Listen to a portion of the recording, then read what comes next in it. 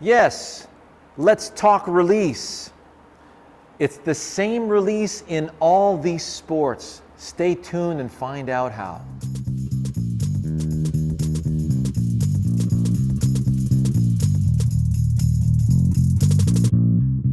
Hey everyone, Sean Clement here, Richmond Hill Golf Learning Center, and I hope you enjoyed our Stop Trying to Hit the Ball Straight video.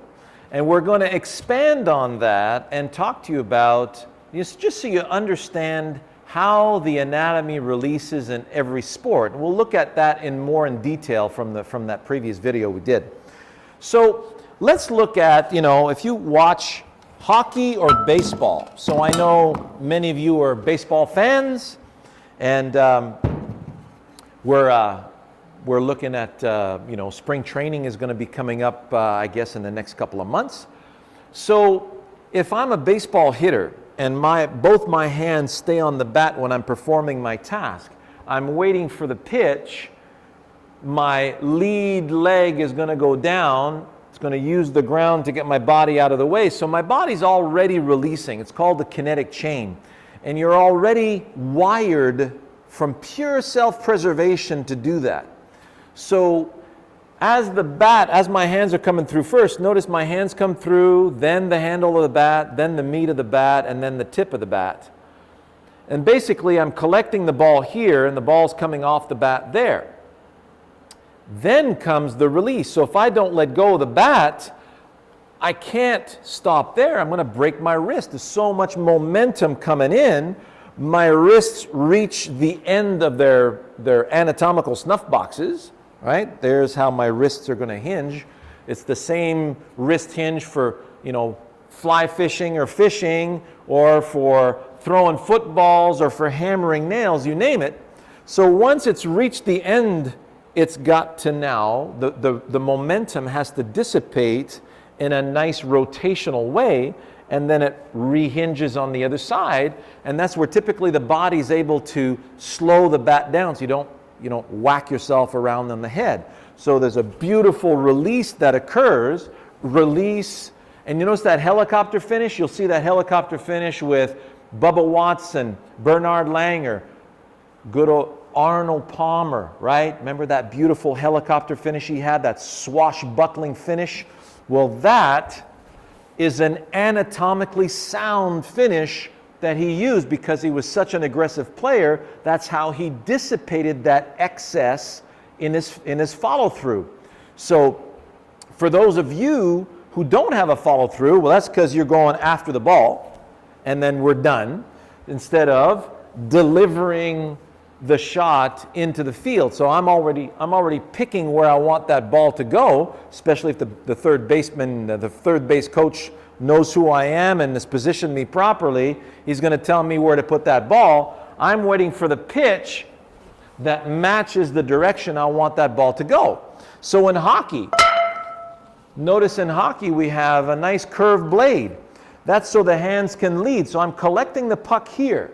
And you notice how my grip is split. I'm going to apply some pressure, so my lead hand is actually pulling this way, leveraging against my trail hand. So I'm collecting the puck here, releasing the puck there. So I need leverage to do that. So notice my lead hand is going to be pulling under as my trail hand comes through and over. So notice how that releases? Well, yeah. A great way to feel that is if you take a sword. Just grab your golf club, take it at the bottom of the shaft, right there, not on the club head, please, and not too high on the shaft. So you want to feel some nice leverage there. So imagine there's a nice bamboo shoot growing out of the ground, and you're going to give it a nice slash right away. And all my students feel that immediately. They feel that the weight of the sword is releasing their anatomy. So you notice where that occurred? So the brain goes to the ground, uses the ground to get the body out of the way. There's the beginning of the cut. There's the end of the cut. And there's the release of the anatomy. That's where peak speed is. Not there at the ball. I don't want that. I want through the ball and out there. So if you take it with the lead hand, Gather the sword. Don't stay motionless and let the arm collapse into your body. Get out of the way. Turn your whole backside to the target and really gather that range of motion and use the weight of your arm and sword to release. So you'll notice on the way through, you'll feel the weight of the sword supinate the lead hand, an outward rotation, whereas the inward rotation of the trail hand. Well, guess what? You get this beautiful release there of the lead hand, the beautiful release there of the trail hand. You put both hands together, and there's your baseball swing. It's the same thing. If you had a sword and you got a nice vertical, bamboo shoot, and you're going after it from there, you'll notice you'll feel the same release as in your baseball swing. If I had a bamboo shoot growing horizontally and over the top of me here, and I had a sword to go through that, well, guess what? I just performed this beautiful rotation. There's the beginning of the cut, there's the end of the cut, and there's that beautiful pronation into the finish, just like a tennis serve. So if you look at ping pong, for those of you who love to play with spin, obviously playing ping pong with just a straight motion this way has a lot of limitations. As soon as you encounter somebody who puts a little spin on it, you're going to hear it for a little bit of a ride. So top spin backhand, notice how the lead elbow kicks down. The rotation occurs here. That's what kicks the hand over and above the ball, the ping pong ball, to make it spin down on the table. If I perform it this way, I perform a cut in that manner, you'll notice that the ball will perform very differently. So after I'm doing the particular cut, you'll notice there's a rotation that occurs in that one as well. So same thing for topspin. There's this beautiful rotation that occurs with your forearm, and it's actually, it occurs with the body as well. You got this beautiful topspin rotation that occurs. So combine that with that, and we have a winner, okay? So it's the same thing in the golf swing now. So what you want, once you have your grip, and here's the exercise, as you go back, you'll notice at one point your right arm, your trail arm, is going to have to fold. So when it folds, it starts to rotate the forearm. That's what's going to put your wrists in a beautiful position to hinge. So notice when my wrists are hinging, rotate and hinge, they're hinging on those anatomical snuff boxes. So notice how the back of my hands line up beautifully. It's like a parallel box right there. That would be a collapse. That would be a collapse. And this would be the proper hinge. Now, on the way through, I'm coming down. Gravity starts to pull the club away from me and starts to deploy that second pendulum. Release. Notice on the other side, my left hand is under, my right hand is over, and then it rehinges on the other side, and I've got this beautiful action to stop. You can even see it in Brooke Henderson up there and Bubba Watson right there. There's this beautiful release. Release into the backswing, into a hinge, release into the follow-through, into a rehinge. Release, hinge, release, hinge.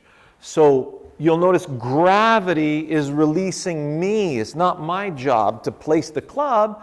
It's my job to let the club place me. And that is humongously different and so much easier to play with than stick handling and manipulating the ball all over the place. I have a direction, and then I'm going to let the weight of the club release me in the direction I want to start the ball. And that is a very powerful action. Just observe how, wow, hear that sound? That was absolutely pasted. And many of my shots will seem like they're going straight, but they're not. There's always a little bit of movement in there, even if you can't see it with the naked eye, all right? So very rare you'll see a 0-0 spin on that flight scope. There's always a little bit of tilt axis in the way the ball flies. So I hope that you understand much more how this releases. So you feel that release with the trail hand. You feel the release hinge, feel the same release hinge with the lead hand. Your arms are designed to do that, and then you just allow that to happen. And you notice, we're talking about, in one of my videos, you'll see a dual pendulum golf swing, okay? Have a look at that video. We talk about how there's two pendulums in the swing. Pendulum number one, the sternal notch, that's what we use for chipping and putting. And then pendulum number two is where the wrists are. Well, you'll notice that that's a rotational pendulum. See that? So now, pendulum number one takes it into the backswing. Then the right arm folds, the wrist hinge. I've just activated pendulum number two. Pendulum number one begins the delivery, and then gravity releases pendulum number two, then it rehinges. Gravity pulls the arms around pendulum number one, so it's 1, 2, 1, 2. See my lag? So I'm not trying to lag. I'm just letting gravity lag me. Gather, let it release. And you'll see a tremendous amount of lag in my swing. And just like Sergio Garcia, you ask him, how do you lag? He says, I don't know, it just happens. Well, I know why it happens, and that's why I'm explaining it to you guys, but I'm letting it happen. I'm not trying to make lag happen. Lag just simply happens if you're letting the club release you in the direction that you want the ball to go. What would prevent you from performing that task is you being so afraid of missing the ball and you letting the ball become your target, and therefore you'll have to deliver the lag at the ball because you're afraid of missing the ball and your attention is over there at the ball, instead of letting the club release you at the target. That is way more powerful. It's 15 to 30 yards more for you in an action to target versus action at the ball. So stay right here. Keep yourself tuned into Wisdom in Golf. Take a look at our premium channel. It is absolutely fabulous. And if you're new to Wisdom in Golf, please get our Wisdom in Golf 1.0. It's a 5-hour series. Takes you from beginning to end with all the important fundamentals to make sure you got the right grip, the right posture, and the right mental state to allow this to happen. Enjoy, everybody.